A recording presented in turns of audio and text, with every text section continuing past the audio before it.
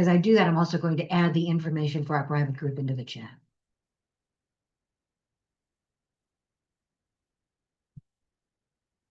Hi, everybody. I'm Linda Brubaker, and this is Career Search Lunch and Learn. This is the group where we love to see you all. We love to be here to support you, even though we know that there are places you would rather be, like sitting behind a desk and getting a paycheck. Our goal here is to give you the tips, the tools, the tricks, the networking, and the support to be able to help you to move from this group to that next forever job. And I mean it when I say next forever jobs, because I don't believe in forever jobs anymore. It's up to us to always be looking, always be networking, always looking out for ourselves, because we're the ones who will, and we're here to support you in whatever those efforts look like. I'm an ex-HR person, over 30 years worth of experience in human resources, an HR business partner, a hiring manager. I managed recruiters. I was an external recruiter as well as a hiring manager. And I did that for over 30 years before moving into career search coaching, which I've now been doing for the last 9. I tell you that only because it's a way of helping to build the credibility. There are a lot of people out there who are going to be giving you advice, giving you support. I want you to know that what I'm telling you, what we're telling you in this room, is based on our own experience, our own background, our successes with individuals. Not only what we do, but learning from you, as well as from our colleagues, as well as the research that we're continually doing. We're continually learning and building on the best information out there to build this program and give you best practices, things that we know really work, advice that you can trust. That said, I'm going to turn it over to Ken because I'm so excited that he's here to support us. So Ken, would you like to introduce yourself as well? Sure. Happy to be here today in hot northern New Jersey again. Of course, we can't Oh, get rid of it. I know it's about 95 again today. So we're happy higher, yeah. happy to be a Ray. I owe you a follow-up just to let you know. Ray reached out to me about questioning about whether one of the leads he got was a spam or not. I'd have my thoughts about it. I may actually create a post out of it if that's okay. I did a post today on the opposite side. Last year, I actually applied for a part-time position at Rutgers, and a year later, I got rejected.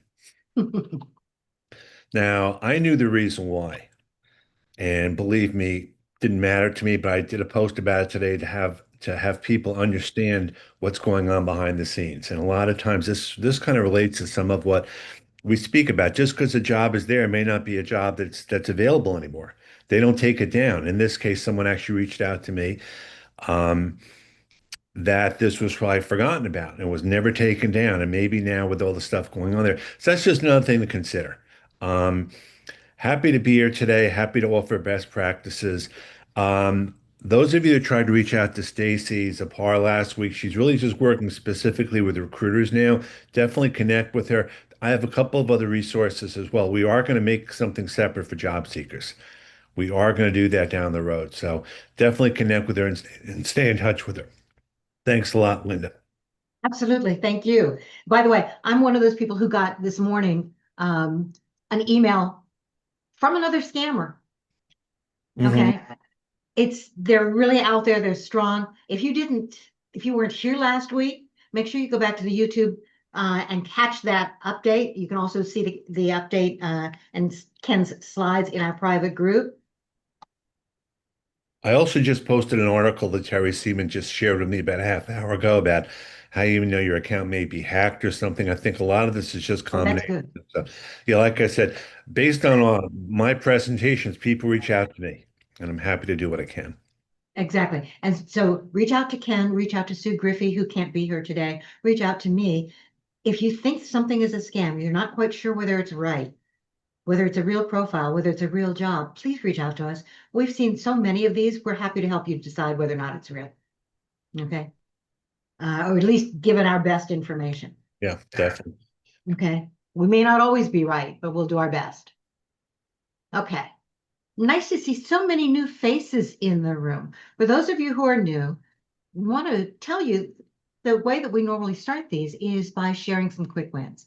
like to first welcome a lot of you here, especially since there's so many new people. If you have a quick win, go ahead and raise your digital hand so that we can share and celebrate with you. If you're new and you'd like to introduce yourself, we're going to see whether we have time to introduce just a couple of you. So please raise your digital hands as we go along. But in the first place, I'd like to just welcome people to the room. I don't do this every week, but I'm going to try. Marilyn, Andrea, Al, Alexandra, Amy, Audrey, Burnley. Nice to see you, Burnley. Charles, Craig, Daniel, David, 2 Davids, 3 Davids. Okay. Ellen, Elaine, is that Evain? Evaine? Yes, Elaine. Thank you. Sorry, I hate to mispronounce somebody's name. Okay. I see Heather. I see Inna, Jennifer, Jim, Joan, Joe, John, Julia, Karen, Kate, Kenneth and Ken and Kim and Lawrence. Oh, nice to see you, Lawrence. Lisa, Logan, Lorena, Luigi, Mary, Maven, Nancy, Pam, Patricia, Rachel, Ray, Scott, 2 Scotts, Sue, Susan, Tessa, TJ, Tony, Vicky, and Victor. Large group today, and I love it. We really are here to support you and welcome you all to the room that we know that you may not want to be part of, but we, as I said, we're really glad that you're here. Okay, let's start doing some of our quick wins. I'm going to pull the people who've got their hands up on the screen. If there's more than one person on the screen, just go ahead and talk in the order in which you're listed, in which you see yourself on the screen, okay? Which means that, Marilyn, you start first. And for those of you who haven't done this yet, don't know what this is all about, a quick win doesn't have to be, yay, I got a job, although we'd love it.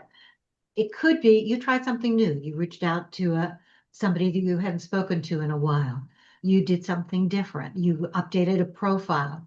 You had an interview or a request. Whatever it is, even if you got that rejection says something that should be celebrated because it means your activity is out there. Then we can do something to build on. Okay, turning it over to you, Marilyn. Well, I had a couple of testaments to connections. A job got posted at a company that one of my best friends works for. And so I reached out to her and said, how exciting and I've worked with her at like 4 different companies. And so she put in my name, and they contacted me within 24 hours, and I've already had the initial interview, and I have a second interview being scheduled right now. So I'm super excited about that. And that's fantastic. The other part of that is the only reason I even really looked at it is because she works there, because the salary range was lower than I really wanted. And so when I talked to the recruiter, I mentioned that, she brought it up because she wanted to make sure that we were on the same page. And I was honest, and I said, I'm looking more for this. And she said, well, we're in North Carolina, and that's probably a North Carolina range. And you're in the San Francisco area. And she got back to me later that day and said, yeah, we can do more. And so it was just asking for it, made them look at it again. So I'm really excited about the job. It's fully remote, which is what I wanted. And of course, my friend works there. So that's great. So that was one win. That was all about networking. The other was a job that I applied for, and I did a search for somebody that was in my network that I didn't even know very well, who was connected to someone. And I asked for information about the company and referral. And she talked to me and said, okay, now that I've talked to you, I know you. And she referred me to the recruiter, and I have an initial interview tomorrow. So I'm super excited about both of those. And they were both, I may not have been noticed, except for the networking part. So fantastic. Networking works. Okay. Networking doesn't have to be somebody who actually knows you yet. As long as you've got that name, you've got that referral piece, that helps. But don't stop applying without it. do it both And ways. when I ask for somebody, like I don't really know, but we've kind of connected like through here or whatever, I Yeah. always offer to have a short conversation so that they know who I am. And that's exactly what happened in the second case. Perfect. Well done. Keep us posted. Will do. All right. Andrew. Had a job interview with Tech Systems yesterday. That turned into a virtual interview today at 3 p.m. With the account manager and the recruiter. During the conversation yesterday, he kept on mentioning job reference from my last employer, which the job ended bad. I was what do we call? I had 4 different job assignments during my 2 years there, and the 5th one did not turn out good. According to the guy who was there for 29 years at that company, I was not picking up the job fast enough for him. And they said, we're not going to extend your contract. See you later. So Okay. how do I handle that situation with a recruiter? Actually, it's not bad because you didn't get cut in the middle of the assignment, right? No. So all they said was, we're not going to extend the contract. Mm-hmm. So the response is, how did it end? Why did you leave? The contract wasn't extended. That's it. The more you say, the more they question. Okay. Okay. If they ask, do you know why the contract wasn't extended? They told me that the requirements of the job were changing and I wasn't going to be a fit for that new assignment. Period. End of issue. Okay. Okay. We're not saying anything that isn't true. Mm-hmm. All right. Try that. Thank you. You're welcome. Kate. Kate, you have to unmute. Kate. That's There not you a go. win. A quick one and a quick boosting note on networking. I just got onboarded for a job that I had. It's extending certain things I'm doing now. None of this is the full-time gig that you want, but I have to say, I reached out to someone I worked with who knew about some openings going on, and now I have a huge opportunity before me. But they do it as a 1099 versus the other company that I work the same types of activities in is a W-2, and it also reimburses mileage. So there's some interesting things. If it looks like the bulk of activities is going to end up being self-contracting work or building your own business while you're looking for this forever full-time job that may or may not be in the area. I have to say the networking worked. I would have gotten hired that same day if it weren't for the people that were doing the hiring lived in North Carolina and Philadelphia and Florida, and they just want a big contract with a company up here. So I'm just saying little success, going to boost some incremental revenues for me for the summer, and that you cannot overemphasize networking with everybody that you know and looking at different things, because this is not the area that I normally work in, but I'm taking advantage of it. So that's what I have to say about that. And I would say that our heat is being dissipated by the wildfire smoke coming down from Canada, which is not good. And hopefully the rain will wash it away. But I remember when the Canadian smoke showed up a few summers ago, it was a long summer. Yeah. Unfortunately for us, the smoke is kind of trapping the heat. So yeah, but it's not the bitter heat of the sun is not there. That's the only one good thing I can say. But anyways, so keep networking, everybody. Absolutely. Congratulations. And you also said a couple of things that are really important. One of which is the contracts are going to be more the way that these are going, unfortunately. Okay. We're seeing more contracts, fewer full-time jobs. I think that is the way of the future. So be open to those kinds of roles. But whether it's a contract, whether it's 1099 or whether you're doing the contract work on the company payroll as a W-2 employee, keep networking, keep looking, keep applying. One thing I would say also, I would love to find a small business group similar to this to ask questions like, I have a friend that's an accountant for himself, and then he also works for Intuit. He does some type of as an S Corp, he does some type of a slush fund that he can take out for gas money because I'm going to be traveling the region and it's on a 1099 and they're just so happily say, oh, you can get a big payback at the end of tax year. Well, that doesn't help the cash flow during the interim months. So I would love to find a group that's sort of a small business tips and tricks, because I also have 2 other businesses that I'm getting ready to launch, but there's a lot of setup, and I'm sure there are best practices and not best practices, but I didn't know if anybody knew of a group out there or knew of a group that can handle things like mileage and gas so that you don't have to wait till the end of the year. So I'll take any and all suggestions. Okay. My first thought would be check with your own accountant if you have one. Check with the local small business administration. Yeah, I put the Chamber of Commerce as well. Maybe there's a local Yep. Chamber of Commerce, same thing. And a lot of the events you can attend, you don't have to join necessarily at the chamber. Exactly. Okay. So I would check with all of those. And I check with love your our chamber president. He's wonderful. Robert Duffy used to be the lieutenant governor of New York, but okay. all of their events are for fee. It's kind of interesting, but yeah. Okay. So then double check with them, but then see whether you can check to see what their membership list is, if you can. Oops. Yeah. Because sometimes you can find people there who can help. Yeah, and then of course, as you know, the distraction of being pulled away from your real big job search, because that gets loaded up, and I think that's the big challenge, is the managing all the details. Yes. Unfortunately, you're absolutely right. But good luck and keep us posted. Thank you. And Kate, I may have one more resource for you. Okay. But when you reach out to me, remind me accounting for you, so that I know the research that I want to give you. Sounds good. I've been playing it fast and loose, and I think this is my comeuppance that I should have gone out as a more organized business entity, and or to keep these separate things that I'm doing separate, and separate accounts and all of those things. So thank you. You're welcome. TJ. Okay, so I have one interview coming. I got the offer to interview about a week ago, and she had ghosted me, but it turns out she was ill. So so now that's coming through for a position.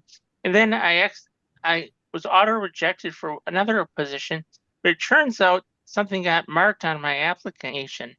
And I reached out and they said the reason why I was rejected. And that wasn't, somehow there was a mistake and they're going to reconsider me. So there's a possibility for another interview coming there. Very good. So what I don't understand what you mean. Something got. Somehow the record got that I was not a U.S. citizen. Got it. Okay. I'm not sure how that happened, but double check and make sure. Sometimes it's easy to miss and put your information in the wrong box. yeah, but we got it all fixed up. So Perfect. Good for you for reaching out to see what was going on. Excellent. Congratulations, and keep us posted. Let us know what we can do. I will. Thank you. Hi. Hello. How are you?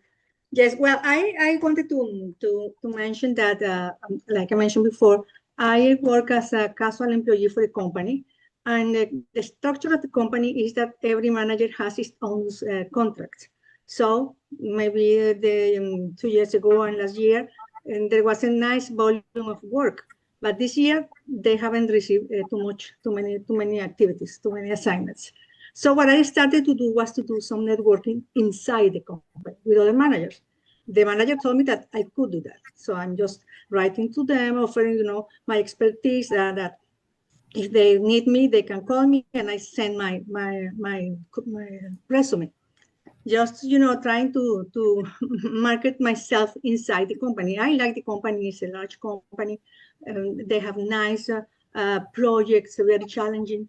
So normally I'm involved in a little part of the project, but I would like to continue doing that. So, but because this year they haven't done anything, I'm trying also to start looking, again outside. I haven't taken the networking, but now, I will start doing that now that I have experience in the United States, because my experience was basically from my original country. Yeah. Right. So Well, good. So yeah. networking both inside the company, if you're currently in it doing some contracting work, networking outside, both of those are important.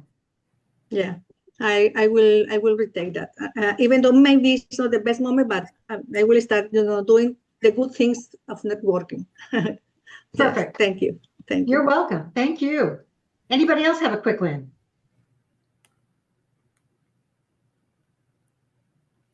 Okay, we have time for two new people to introduce themselves if they'd like. So if you'd like to introduce yourself, you're new, please raise your digital hand.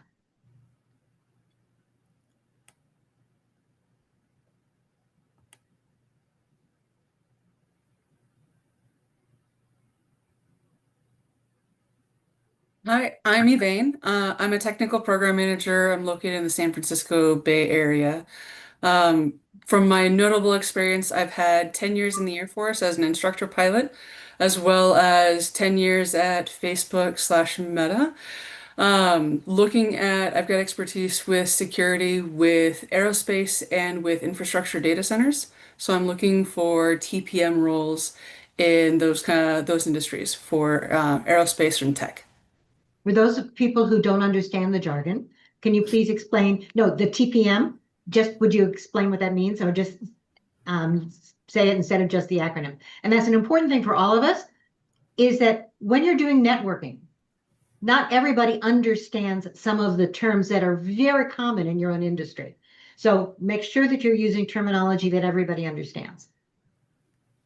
Yeah, technical program manager is basically program management in the tech industry, managing a lot of the translation between essentially the strategy on the product and the people that will use it and the engineering. Perfect. So TPM, Technical Project Manager. Perfect. And I love that phrase. You are the translator between the tech people and the people who are using it. Love to see that on your LinkedIn profile too, by the way, as well as some of your information or posts. That's great. Thank you. Welcome. All right. Hi, everyone. My name is Jennifer. I'm originally from Long Island, New York, but for the past 18 years, I have been down in North Carolina.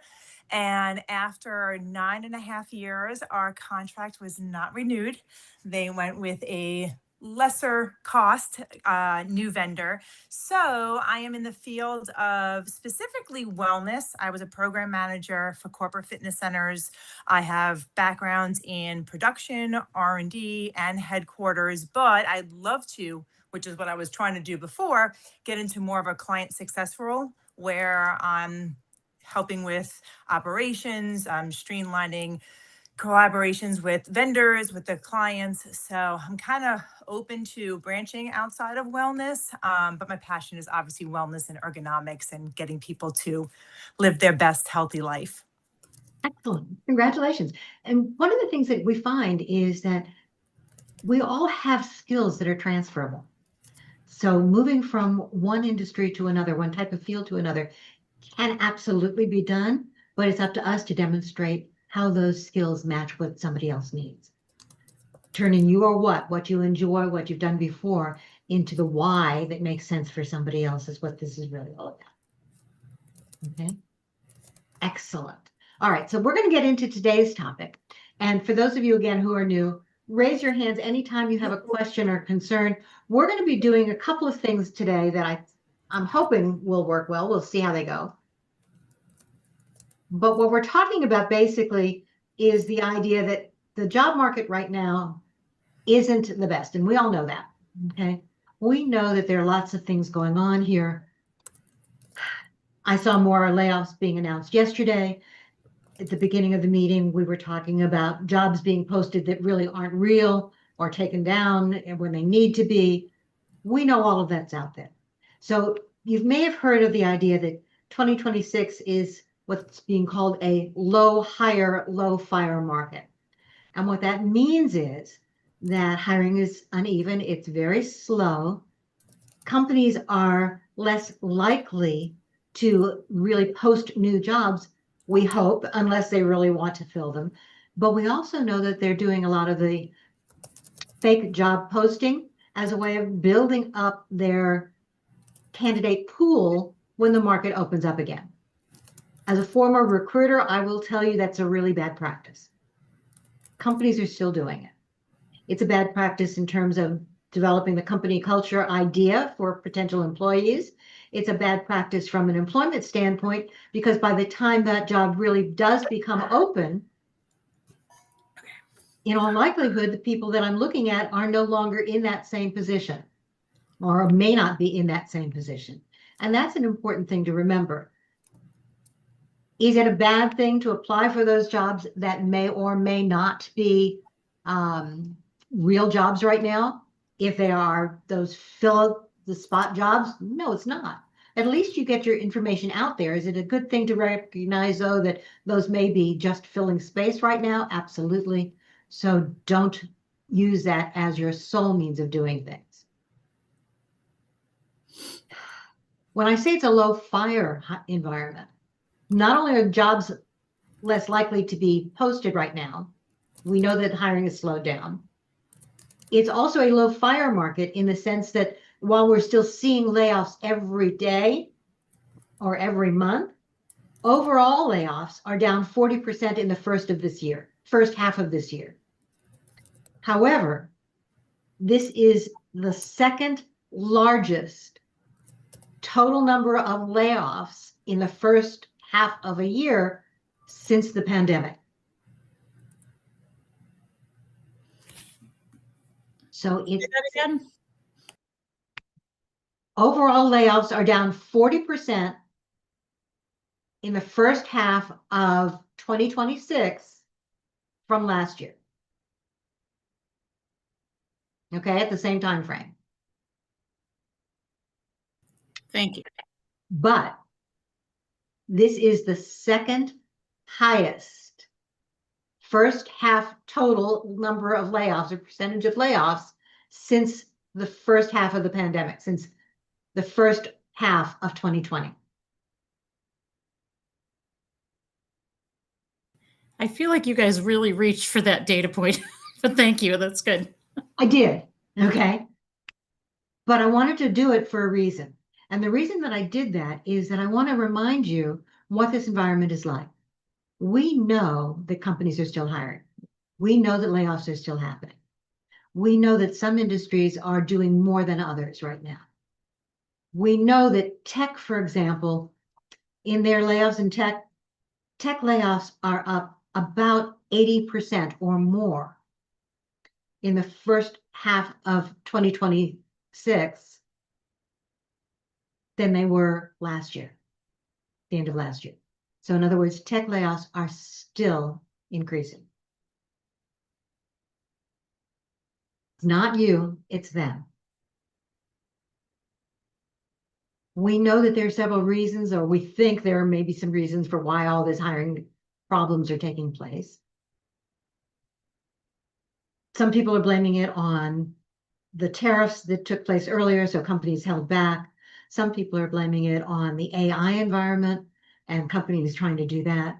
We honestly don't know. We know the economy isn't great right now. I wish I could give you the reason why hiring is slowing down, but I can't.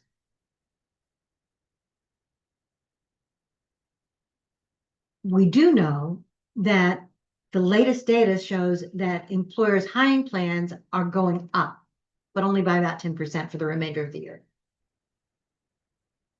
And not across all industries. But summer is when companies start doing their planning for the remainder of the year. So it's a great time, in spite of the economy, in spite of trying to figure it out, because honestly, my crystal ball has cracks in it that keep growing every day. So the numbers that we give you today are going to be wrong tomorrow. What we do know is what you can do now to prepare yourself for what's going on. We know that the healthcare industry is still very viable. Hiring is taking place there in some areas. We know that in some of the areas that if you have some sort of digital skills, some sort of AI training, even if it's just AI familiarity, that's going to help you get your foot in the door, regardless of what the area is.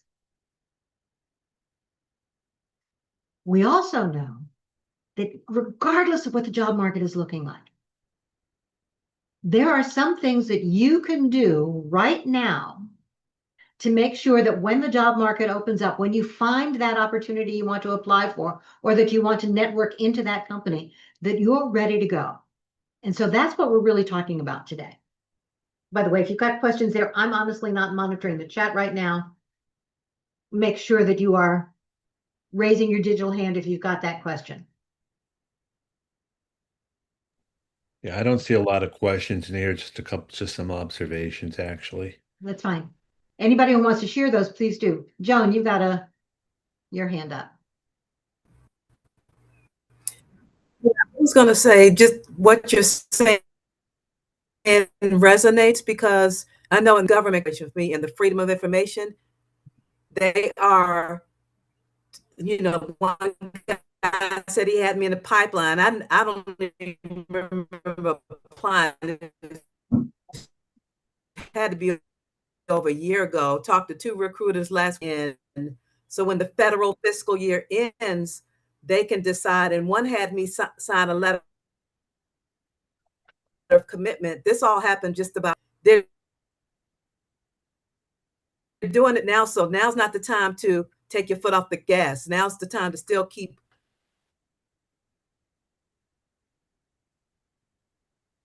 Absolutely. searching and networking, because we'll be way ahead of everybody else if we continue to do that, like you're saying.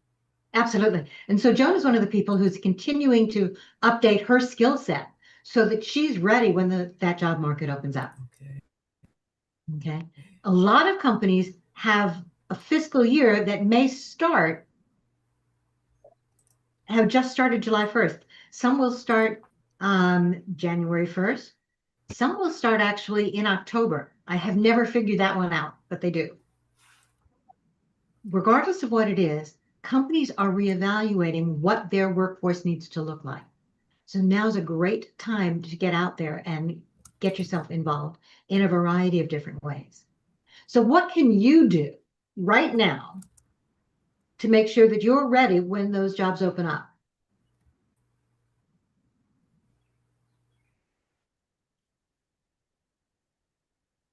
I'll say network. I'll get the ball rolling. You got to come. Absolutely. You got to come to events like this, but you also have to follow up. It's not just about the connection. It's great that we connect, but then you want to follow up cordially and respectfully. And I think and whether it's engaging on LinkedIn or having coffee chats or whatever it is, you got to be proactive. You do. And networking is not just about building a list of names. Mm-hmm. It's about building connections, about conversations, about building relationships. So the idea of reaching out to that connection, you know that they're there. Would you like to have a quick conversation? I would love to learn more about the company. And oh, by the way, if the company has a referral program, would you be willing for me to use your name and send my information in? And we're finding that the majority of companies out there have some sort, especially the bigger ones, have some sort of an employee referral program. Last I saw, that number could be as high as 65%. I haven't verified that yet. But an employee referral program means 2 things. Number 1, if the employee refers you and you get hired, they get a bonus. They have nothing to do to get that other than to say, go ahead, use my name. That's a biggie. Those bonuses normally range anywhere from $50 on the low end to about $500 if you're there. It's a nice bonus for somebody just for sending your name in. Second, most companies, and here's where networking really plays in, we know that as a recruiter, if you have that referral name, you are at least guaranteed a full resume review, a full look at what you're all about. And in many companies, if you have that referral, you will at least get that preliminary recruiter screen. Not a guarantee, and definitely not a guarantee that you will go beyond that, but that's getting your foot in the door. Now, your materials still have to match the job. You still have to do that work. And it honestly doesn't matter from the recruiter's standpoint. If somebody walks your resume down the hall for this particular aspect that I'm talking about, or if you've got that referral that's in there, you've applied first, and then you send a follow-up saying, hey, by the way, so-and-so referred me, that still counts.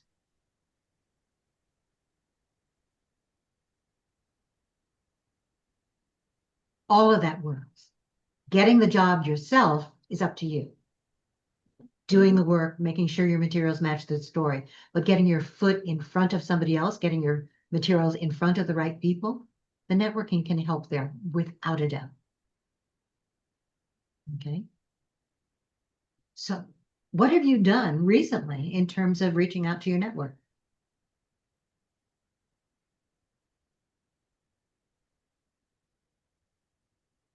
Ellen. So I applied for a job and I found through my networking an individual who knew someone senior at the organization. And yesterday I did get a call for a panel interview. So I jumped straight to the panel interview. What they didn't put in the job description that this is a part-time job. So I kind of like felt a little deflated by it. And the individual gave me the opportunity to say, no, I'm not interested. However, I did say, yes, I am interested because this is a great way to practice my interviewing skills, and you never know what could happen. And, you know, someone referred me in, so of course I'm going to go through with it. Absolutely. So there's another thing that you should know, and that is that that part-time job can lead to something full-time. It's another way of adding that additional skill set to your resume and that additional experience to your resume and your LinkedIn profile. Yeah. You now have some internal connections and referrals and additional networking partners. And this may turn into what we call a fractional role. Okay. In effect, you are an employee who's there to do a job, but it is a designated, certain levels we're calling them fractional, not part-time. Okay.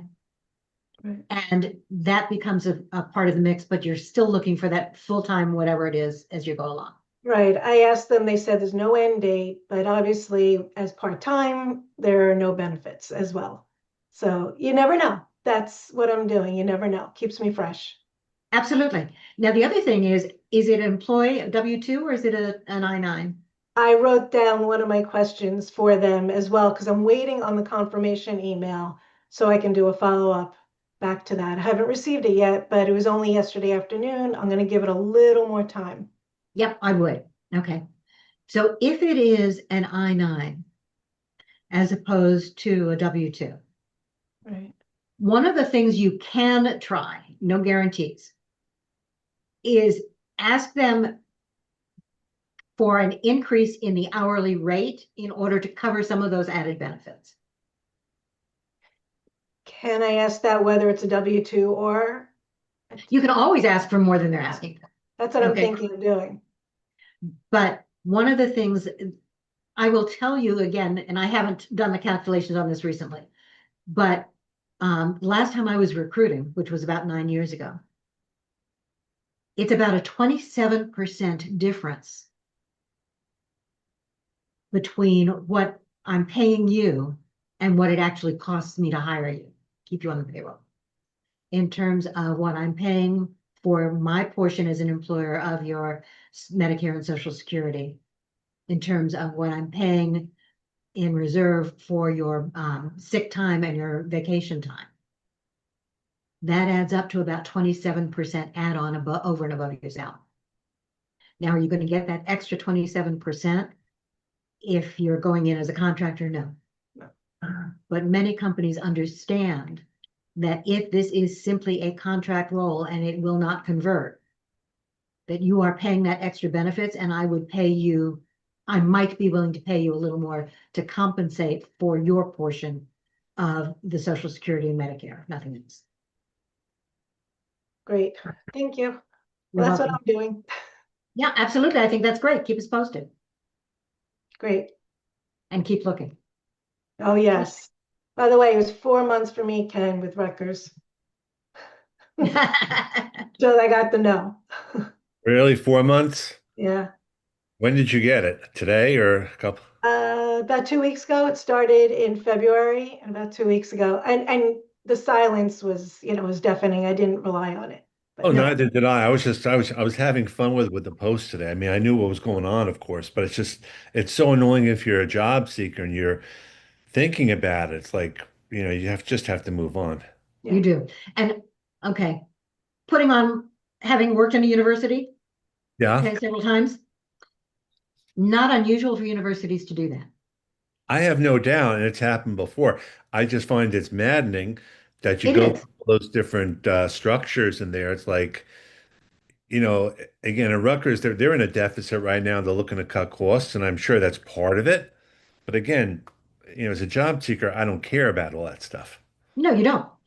But university processes are notoriously slow, laborious, and with no concern for the person on the other end in terms of getting back to them.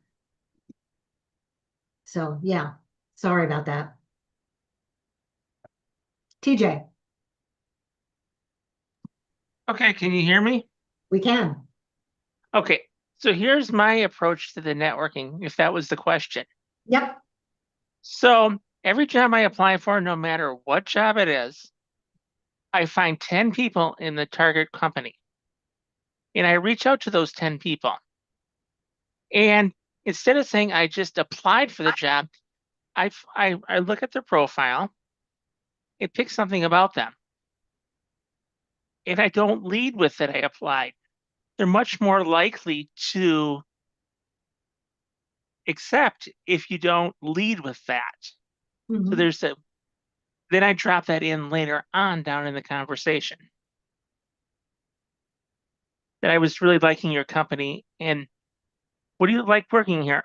Why you like working here? I've seen you've been here for 15, 20 years. Mhm. Absolutely. The I networking get a works. better response. I get a better response rate. Absolutely. Networking works best when we're talking about them to start the conversation. So it's about them, not an ask for you.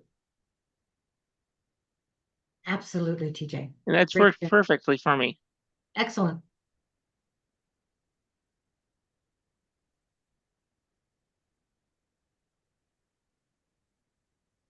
There's I'm sorry. There's something going on in your background. There you go. Yes. Hi, I just wanted to pick up on that. I wasn't in a executive speaker recruiter for very large conferences for 5 days. And I do the research and I find quotes from somebody. And I found the vice president, one of the vice presidents of Ford that was handling auto correcting cars, self-driving cars. I said, I have had 17 cars. I have a whole family of Ford cars, blah, blah, blah, in a marketing speak. Well, sure enough, I got to talk to him. And that's exactly what I did. I found posts from them and I said, I really liked what you did. And that's how you did it in marketing speak. And I'm telling you, I got 40 vice presidents or president speakers from, Walmart, Amazon, all over, Yahoo Finance, just by doing that. So find a quote, find something that they've written, and they all wrote articles, of course. So I went to their company directories to see if they've spoken anywhere or at large conferences, and they'd always say, yay, look at blah, blah, blah, look at what he said. And I find that, and I'm telling you, within a year, I got 40 speakers to come speak for nothing, pro bono. Flight, hotels, they had to pay for, and that's the way to do it. So I just wanted to take off on that. I think that's great. So are you using that in your job search as well? Not right now. I mean, I know I haven't come on. I've had and Ken might know, I've had a planned career break, and so I am trying to find something even part-time and nonprofit, and just had some some instances where it's not, you know, they're stringing me along. And I think I said to you once, I was on a call and I had a volunteer, whatever, and the woman, this was Norwest Cap. I don't know if you've heard of them. And she said, come in, you know, get a laptop. And she said, oh, the guy didn't bring it. And by the way, I've been, you know, pretty much let go the end of August. And then, but I found another branch of Norwest Cap. There's a lot of them. I found somebody else and I filled out the volunteer paperwork forms, and I'm supposed to hear at least to volunteer and maybe getting the foot in the door. So yes, don't give up. But as someone who, I think I mentioned this to Ken last time, was with the Department of Labor every Wednesday and worked part-time. So I've been part of these like every day in Princeton and Somerset, the Y. So every day was something. So as somebody now, I kind of, you know, fell into hibernation a little bit. So I'm coming out and I'm doing it. And this talking about that helped me because I actually got a Yahoo, Andrew, I forgot his last name, but this guy was very huge in Yahoo Finance and all over the place. I actually got him to speak at a Wall Street Journal conference. So I used to be pretty good.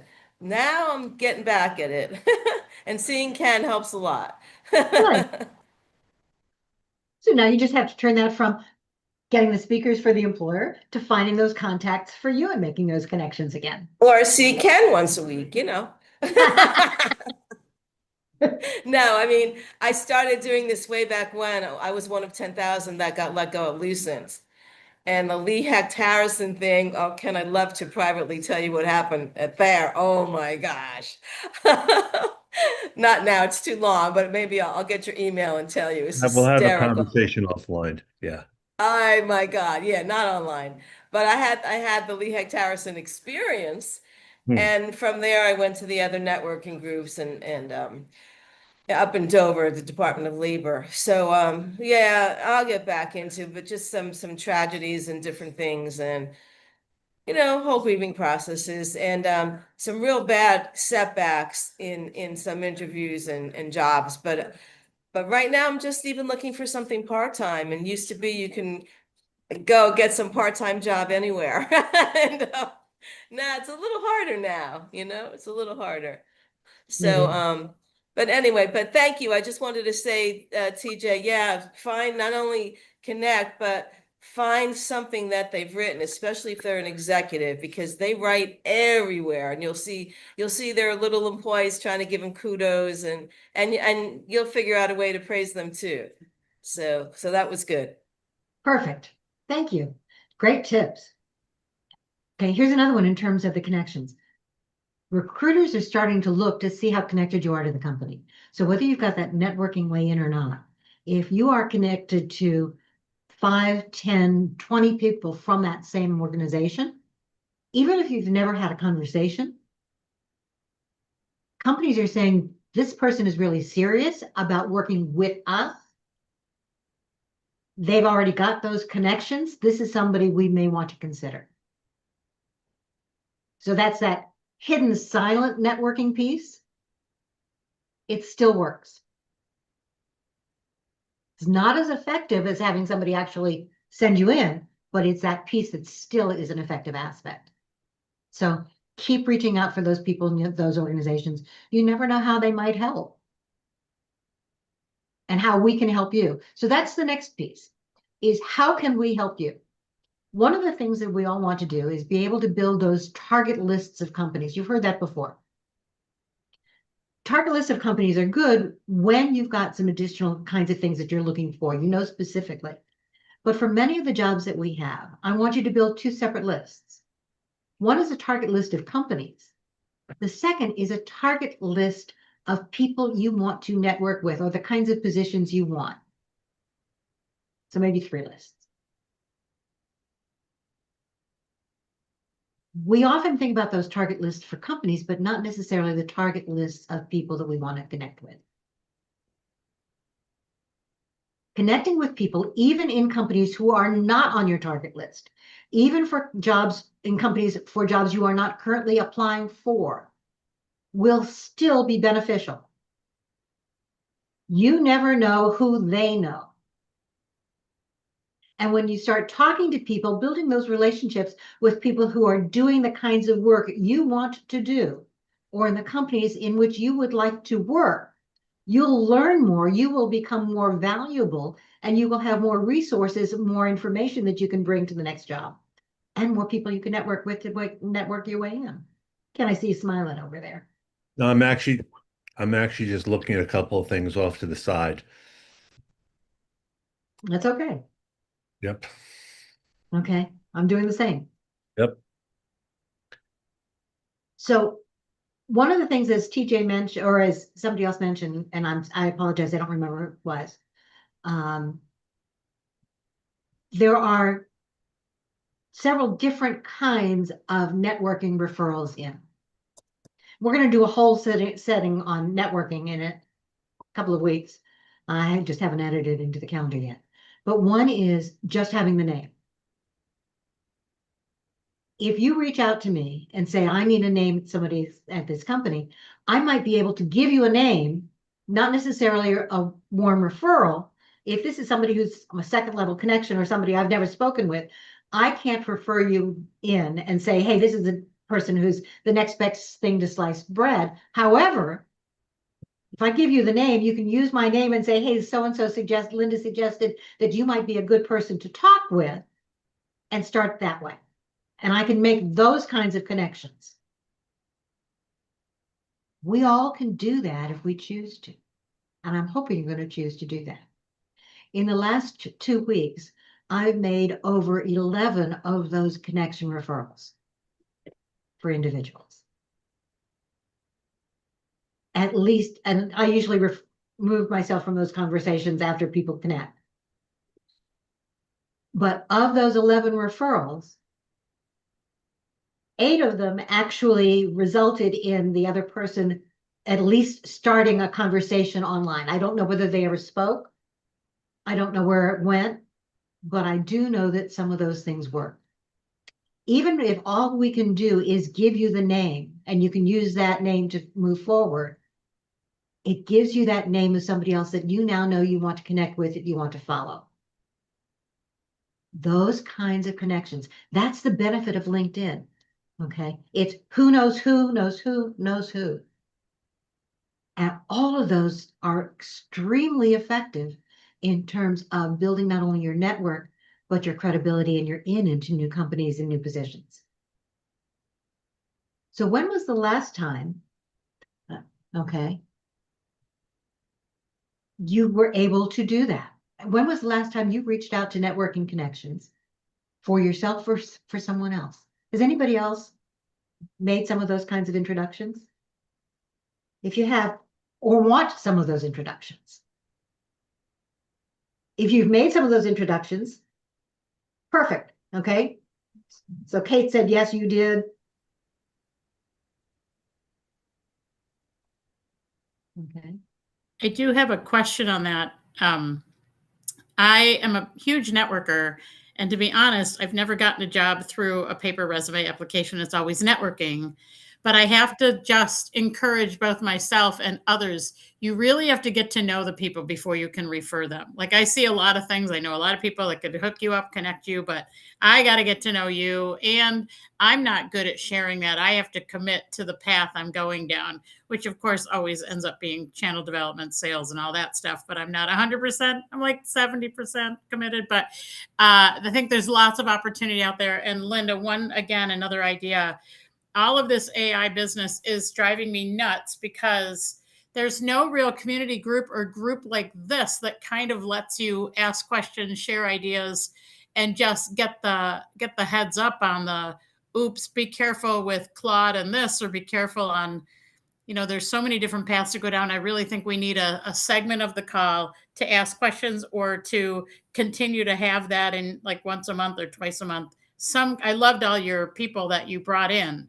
There's just so much to it that we need some like debriefing and some assistance, because I think it will help us overall from an efficiency standpoint. But I have a lot of people on this call that I can help out, and I reached out. And so I'd like to promote the networking brainstorming call. even if it's just get to know you, because you go through LinkedIn and you kind of get lost on LinkedIn's email, and then my LinkedIn isn't finished and updated enough. And so I just would like to promote a human to human call if possible.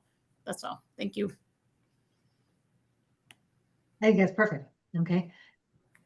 And I think you're right. That's one of the reasons that I say sometimes I will just give you a name.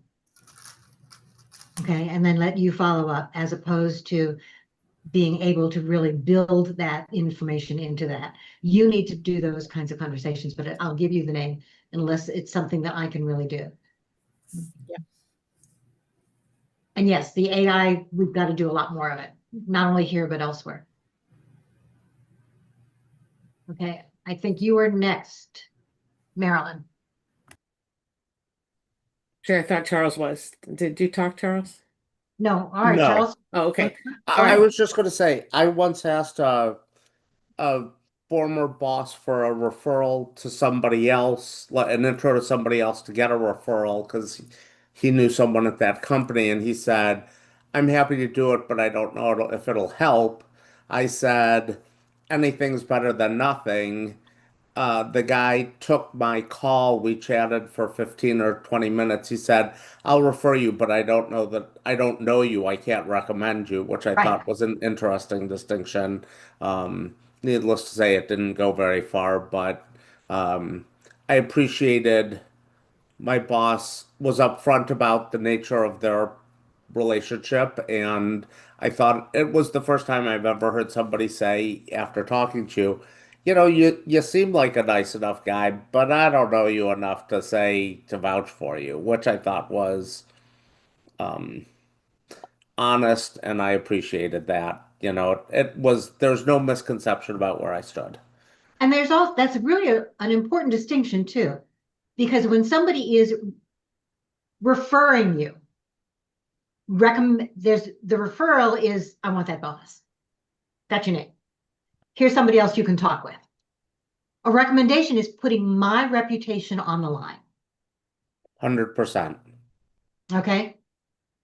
That's one reason that referrals, those recommendations, get that added view, because I know the person who's making that recommendation. And if that person is willing to vouch for you, put their reputation with me on the line to put that out there for you, that says something. Okay. Those are harder to come by. That referral for the referral bonus, that name, that's important. That's good too. As opposed to the let me refer you, let me recommend you to the hiring manager. So you may hear me say sometimes it's harder to get somebody to walk your resume down to the hiring manager. Absolutely true. That doesn't happen often. When it does, it's golden. But at least getting that name of somebody to talk with, find out what's really going on in the company, see if you can find out what their hot buttons are, what the hiring manager's hot buttons are. If you can find out what their challenges are, anything about the company, the role, all of that information is very useful. And if somebody is willing to let their name be listed, that's valuable, even if they are not willing to make that absolute recommendation. Okay. And you can use those distinctions if they hesitate.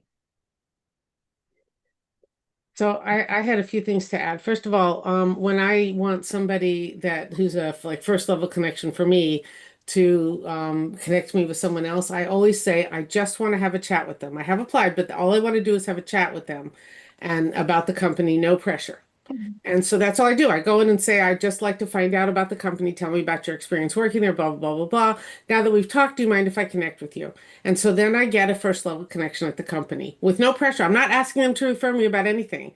But what happens then is the recruiter then sees that I have a first level connection at the company, and they can go to that person and say, you're connected. How do you know? And they can say, oh, all I've had is one conversation and they seem like a reasonable person. But the thing is, they're now talking about me in a way that they wouldn't have otherwise. So just asking for a chat, I have Calendly set up so that they can just go and schedule a time whenever they can find their own time for like a 30-minute chat.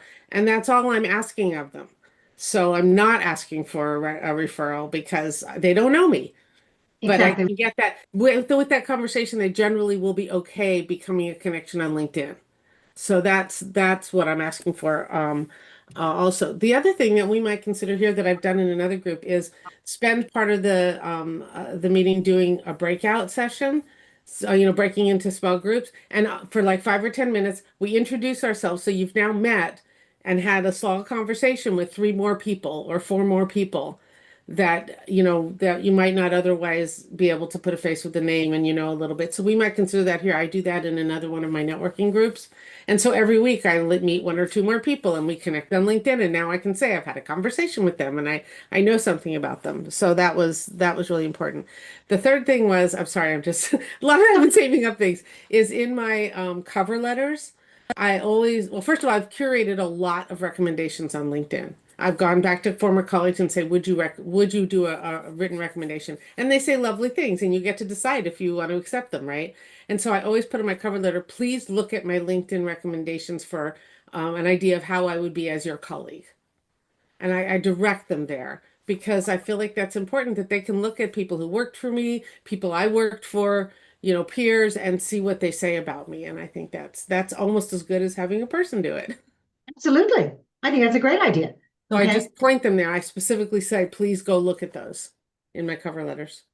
So if you don't have any current recommendations out there, make sure you go ask. Go to all your former colleagues and ask them. So Okay. it works, and many of them do. And then you can say, and I'd be happy to recommend you too. And then take the time to write something nice about them. Right. Absolutely. Please do. Okay. Can I follow up on that with Please, one Charles. question, Marilyn? So I had asked somebody that had been a manager and then a peer of mine across multiple jobs if he would write a recommendation, and he said, "Sure, I'm busy. Can you ghostwrite it for me?" Which always puts you in I shouldn't say puts me in an awkward position of, really sort of tooting my own horn, as they say, which most of us aren't very good at. Any advice on how to ghostwrite your own recommendation? I use ChatGPT or Claude to come up with something. I say, here's my resume, here's the description of what I did there. Write me a recommendation as if you were my manager, as if you were my peer, as if you were this. And it comes up, and then I customize it to be that person. So I get a draft that way. So that way it highlights, because mostly people want to know, what are you trying to highlight in your recommendation? And so you've put it in your resume, therefore that's what you want to highlight. And then something else you can do, sorry, not to speak over you, but something else you can do is, so you can also give them specific places where you can go in there and say, they did this for me, and then talk about this experience, 1 to 2 sentences about this experience, where the manager can be like, okay, so this is what they want me to talk about, and then they just answer 1 or 2 sentences, like in like packets or something like that. Yeah, and I have ghostwritten a number of recommendations, and mostly people, and then mostly people are very happy to see that. Then it makes it easy for them, and they're saying exactly what you want them to say, and so just do it. Just toot your own horn, and if it's too much, they'll not do it. They'll change it, and that's fine. And I'm just curious, how similar are you with like CRM, so customer relationship management, when you send out emails? They have a thing where you can be like, there's a thing where it's like, insert this first name, last name. That's what those can look like, something like that, something along those lines. Yeah, exactly. The mail merge, basically. Yes. Yeah. Okay, so here's my only caveat with doing it through ChatGPT or writing the recommendation draft.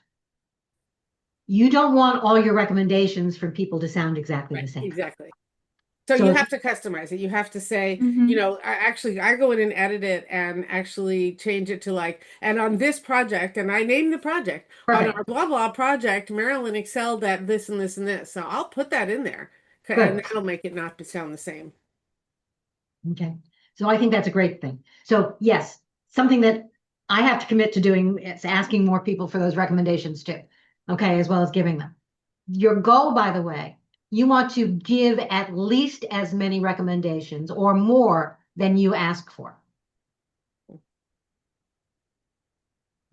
Okay. One of the whole idea about networking, give more than you ask. but ask for those recommendations. You may see me asking for some, okay? Because that's something that I'm not good at. That's my commitment, that I need to be able to do some of that as well, to build my own credibility online. People do look at those, and I think the idea of referring people from your cover letter to those recommendations online is a good way of doing it. I am not in favor of including any of those on your resume or on your cover letter, but the referral, I think, is perfect. Charles, did that help? Yeah, prompt engineering is a skill that needs to be developed of mine, and learning how to really develop those skills. You can read about it, you could try it. It's still a tough racket for me to, you know. And now I've started asking AI to generate prompts based on what I'm trying to do, which is even more ludicrous because everything I've worked on is being less verbose and more concise. And the Right. whole thing of prompt engineering is be very verbose about exactly what you want. And Right. it just seems so counterintuitive on a level. It's random to me. Well, I often do that. I have asked Claude, how can I get you to do X? And it said, and it tells me, and I save that and I reuse it. And I also have a style guide on prompt on Claude. You can say save this in a style guide, which is like my cover letter should never be longer than this. They should be 2 paragraphs. They should be, don't use these words because I think they're stupid. Don't use M dashes, and that's all in my style guide. So all my cover letters are. I always say, using my style guide, write me a cover letter for this job. I dump it in there, and I have it save my resumes also. I say, here's the resume. I have 2 or 3 resumes. Here's the resume I want you to use. Using my style guide, write me the cover letter for this job. Okay. My caveat for AI again, AI is a great tool, but just copying and pasting isn't going to work. Remember, one of the things that AI does is it standardizes. And that style guide is great. I'm actually developing one of my own as well. But the idea is you need to be able to give it enough information so that it still comes back as you, but no matter what it gives you, that's your draft. Yeah. Okay. Absolutely. It's your I research. never send it as is. It's your research, it's your ideas, because otherwise yours is going to sound exactly like everybody else's. That's what AI does. So we want to try and avoid that. Okay. I want to get back to the idea of, if it's okay with you guys. We got off into the whole idea of networking, and networking is really important. But one of the things that summer is good for, as hiring slows down a little bit, is it's an opportunity to figure out what it is you want to do, what your materials are looking at, and what we can do to help position you better for the next job opportunities that come out. So I want you to think about, remember we just talked about 3 different target lists. Target list of companies, a target list of job titles, a target list of the networking kinds of connections you'd like to be able to make. I want you to think about your resume and your LinkedIn profile. Not talking the customization piece at the moment, because we know that in terms of resumes, cover letters, they absolutely positively need to be customized for every job, regardless of what you're hearing out there from both the hiring manager, from the recruiter standpoint, from the coach's standpoint. Please, please, please customize. Don't just submit the same thing every time. You need to show me how you've matched my job. So if I were to look at your LinkedIn profile, can I tell not only what you're looking for, but why I should reach out to you? So either the LinkedIn profile or your commenting strategy, or both actually, need to be able to match what it is you're looking at. And we've talked a lot about profiles, and we'll do some profile reviews again in another couple of weeks. But make sure that the skills you have, the keywords in your profile, show up several times, and they're the ones that you want to be found for. And that you're backing those keywords up with your LinkedIn activity, with endorsements, with some information about what you're doing or have done to demonstrate those skills and really make them pop. From a resume standpoint, again, we're just talking generically right now. Make sure that what you're including on those resumes, you've got some actual accomplishments. Your resume should not just be a list of tasks. They need to be taking those tasks, turning them into results. Things that you can demonstrate to somebody else about how you can solve their problems because you've solved them for somebody else. And how you can make that transition. You need to give them enough information to be able to make that transition from here to here. So think about whether or not you need to make some changes in your resume, whether you need to make some changes in LinkedIn, whether you need to ask for endorsements, whether you need to update your skills. And we also mentioned the fact that AI is becoming more and more important. You keep hearing it at every one of our meetings. Okay, you see it in almost every job description. It's hidden in the background if it's not there. What are you doing to upskill, reskill? Is there something specific, a skill that you think you need to master, or at least to get some familiarity with? You don't have to be a master of everything. You don't have to be an AI prompt engineer. In fact, prompt engineering is not something that I think is going to be useful in most jobs. What you need to know is how can you make the use of AI, understand AI enough to be able to do your research, to be able to help you as you go along. So are there specific kinds of courses or familiarity that you want to get involved? So we've got several different areas. And you also want to do some networking, right? So networking, your list of target companies and people and titles, taking another look at the skills and resume on your LinkedIn profile and whether or not there's anything you need to do to make sure that people who glance at your profile see what it is you can do. Your resume, making sure that you're adding some of those keywords and those accomplishments. Okay. So several different things out there and giving and asking for recommendations. I would like you to make one commitment, put it in the chat, one thing you are willing to do now. Okay. Whether it's developing the list, asking for referrals, asking for recommendations, working on the profile, asking for endorsements, whatever it is, put it in the chat. And then what we're going to do is we are going to go into breakout rooms. And in that breakout session, you are going to talk about your commitment in addition to listing it in the chat. And you are going to say, here's what I'm planning to do. And you are going to be asking that group not only to hold you accountable, but also to give you the support you need, suggestions, advice, referrals. If you're asking for endorsements, get them to commit to endorse that. If you want to ask them what courses they took recently that they like, you can do that. Whatever it is you want them to do, if you're going to make a change on your profile, your resume, ask them to take a read. What is it that you're willing to commit to? And then ask that group for networking support or for advice and support as you go along. Everybody clear about what I want? Heads shaking, not shaking? Questions before we go? All right, I'm seeing some people saying yes, they understand. Perfect. All right. Could you put all the categories in the chat?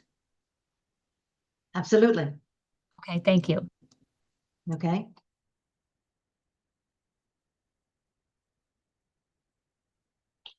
So we're looking for 3 target lists.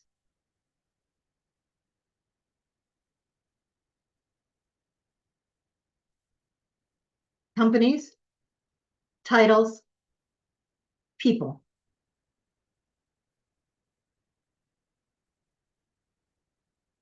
Looking for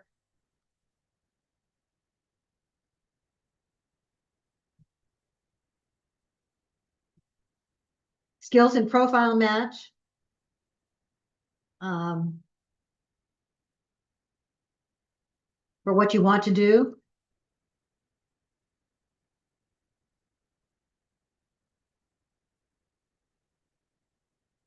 Including asking for endorsements. You also want somebody to be able to take a look and read your profile or your whatever it is you're showing to see whether or not, from their perspective, we're also close to our own information.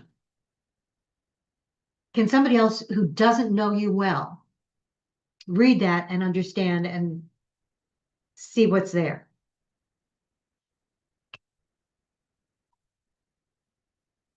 And then you're looking for networking connections.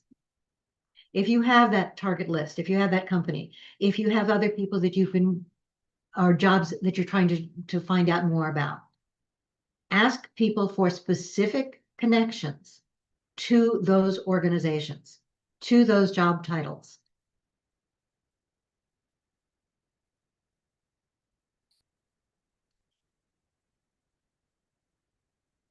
Okay. So those are not the only kinds of commitments that you can be asking for. But this is going to be very specific. What is one thing that you're going to ask somebody, you're going to commit to? One thing you can ask people to help you with? Could be profile feedback. It could be those target lists. It could be endorsements. Assuming that I can type and talk at the same time.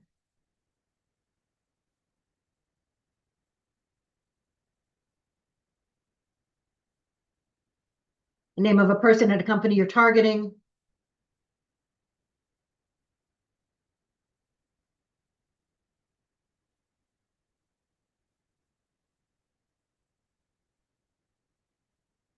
A referral to somebody. Now, referral is different than just a name, right? Or a name is, here, this is this person who works at this company. I can't necessarily refer you. I've never spoken, right? We all have lots of people in our networks that we've never met yet. We're connected, but that's about it.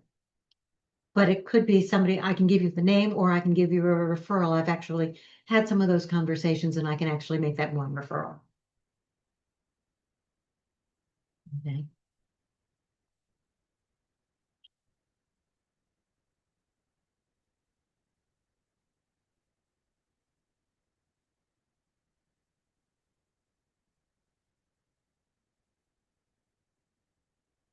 So I want you to come up with one specific ask right now, one specific goal that you are going to commit to.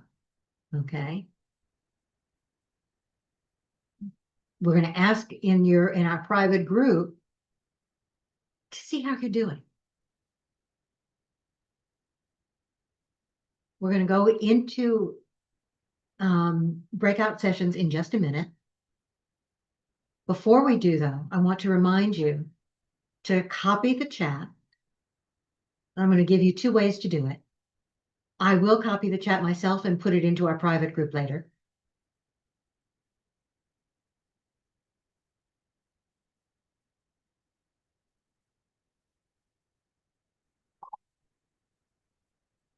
But to copy the chat, you can either go up to the top of the chat screen where it says Career Search Lunch and Learn, and there'll be 3 dots. Click there and it'll say Save Chat.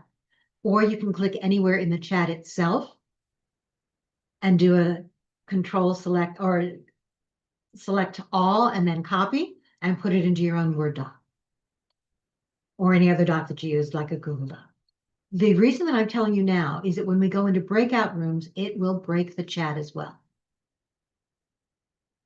So unless you've got some of those, sometimes the chat will not list all the former messages, or you're going to have a harder time getting it. Okay. So we're going to do that. Last thing I want to remind you before we go into breakout rooms. 2 things. One of which is, not only is this your ask, but this is your introduction. This is your networking piece in addition. But I do want you to ask for what you're looking for and then move from there. Commit to something that you're going to help somebody else with as well, and then follow up. Want to remind you that next week we have July has 5 Wednesdays in it, so we get to do some additional things. And next week we have a recruiter who is very well known across the country. Her name is Abby Kohut. Some of you may have heard of her as Absolutely Abby. and attended some of her sessions. Abby's going to do a Q&A from a recruiter's perspective. So that's going to be next week. Invite people to that session, please. We'd love to have as many people there as possible. But Abby's really good about providing her perspective from a recruiter's standpoint to all of your questions. Lorraine, I think you've attended at least one of her sessions. I know Scott has. Yes, I have. Yeah, she's very good. Yeah, she is. Okay. So she's agreed to join us next week. All right, I'm going to put you into breakout rooms. Everybody clear on what I'm looking for? When I do that, I'm going to stop the recording.